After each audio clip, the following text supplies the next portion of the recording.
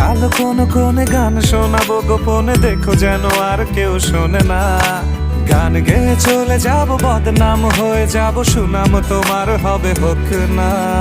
আমার এই বাজে স্বভাব কোনোদিন যাবে না, আমার এই বাজে স্বভাব কোনোদিন যাবে না।